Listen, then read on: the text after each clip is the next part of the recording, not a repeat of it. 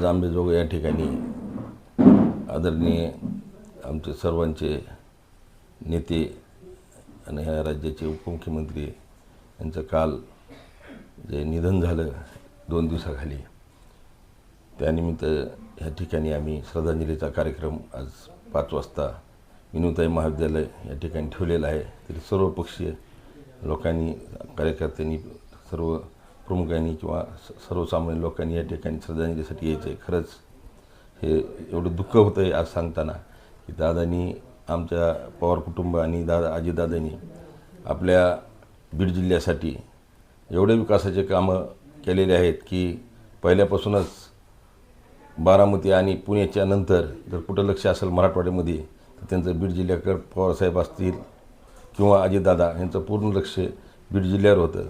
आणि ह्या ठिकाणी त्यांनी अनेक पालकमंत्री दिलेले आहेत, त्यांच्या माध्यमातून भरपूर हा निधी बीड जिल्ह्यासाठी दिला होता। पण ह्यावेळेस स्वतः अजितदादा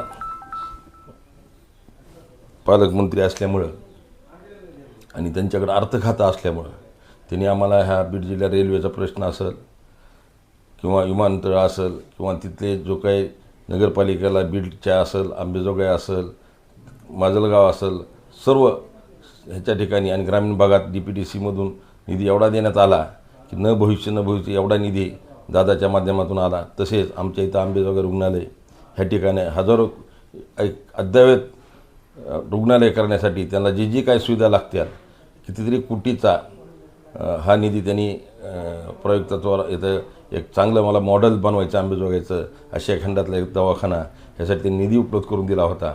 अशा प्रकारे ही जी उणीव जी आहे कधीच न भरून येणारी आहे, कारण दादाचं नेतृत्व आणि पवारसाहेबाचं बारामतीवर जे लक्ष आमचं बीड जिल्ह्यावर होते, एवढे आमदार बनवले त्यांनी, मंत्री बनवले। आणि ह्या ठिकाणी कितीही झालं तर जे काय निधी द्यायचा असेल त्याबद्दल त्यांनीच बारामतीसारखंच आमचं बीड जिल्ह्याकडे लक्ष दिलं होतं। आणि आता ते स्वतः पालकमंत्री झाले असल्यामुळं ह्या ठिकाणी एवढं त्यांनी लक्ष दिलेलं आहे आणि त्यांनी अर्थखातं त्यांच्याकडे असल्यामुळं जो ह्याच्यापर्यंत कधीच बारामतीसारखाच आमच्याकडे लक्ष देऊन निधी द्यायचा त्यांनी प्रयत्न केला होता। आणि ह्याला एक दुर्दैवी घटना घडून ही जी आमच्या बीड जिल्ह्याची एक चांगली प्रगती होली त्याला कुठंतरी ब्रेक लागला असं समजून ह्या ठिकाणी एवढी घटना बेकार झालेली आहे की आम्हाला ह्याच्यातून सावरण्याचं काही आमचे राष्ट्रवादी पक्ष काय करावं काय कुणाला सुचत नाही, एवढंच ह्या ठिकाणी मी बोलतो। आणि या काळामध्ये दादांनी आम्हाला जी थाप टाकून जे सांभाळलं होतं की माझ्यासारख्या कार्यकर्त्यालासुद्धा कित्येक वेळेस त्यांनी स्वतः कुठल्याही कामाबाबतीत मागं पुढे न बघता काम केलेलं होतं।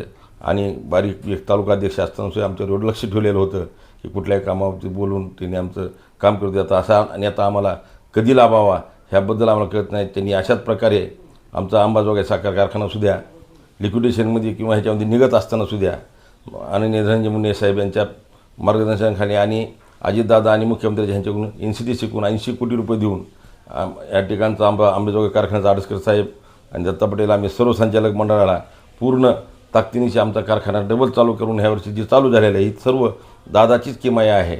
मग त्यांचे ही कुठं ऋण आणि कसं आम्ही फेडावं हे आम्हाला शब्द समजत नाहीत। आणि येणाऱ्या काळामध्ये आम्हाला असा कोण सांभाळून घेऊन जाईल ह्याच्यात आम्ही सर्व राष्ट्रवादीचे कार्यकर्ते बेभान झालेले आहेत। 28 जानेवारी महाराष्ट्रासाठी एक काळा दिवस झाला। त्यामध्ये आपल्या महाराष्ट्र राज्याचे उपमुख्यमंत्री तथा बीड जिल्ह्याचे पालकमंत्री, आमचे नेते कैलासवासी अजितदादा पवार यांचं अपघातामध्ये निधन झालं।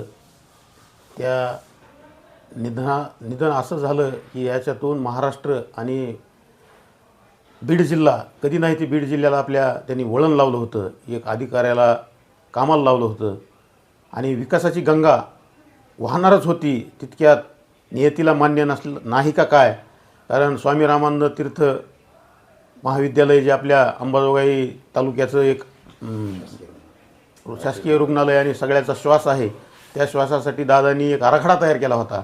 आणि त्या आराखड्यामधून एक अंबाजोगाई तालुक्याला लोकाली अंबाजोगाई तालुक्यात म्हणण्यापेक्षा प्रत्येक फार म्हणजे परभणी जिल्हा असेल, लातूर असेल, बऱ्याच ठिकाणातून आपल्याकडं रुग्ण येत होते।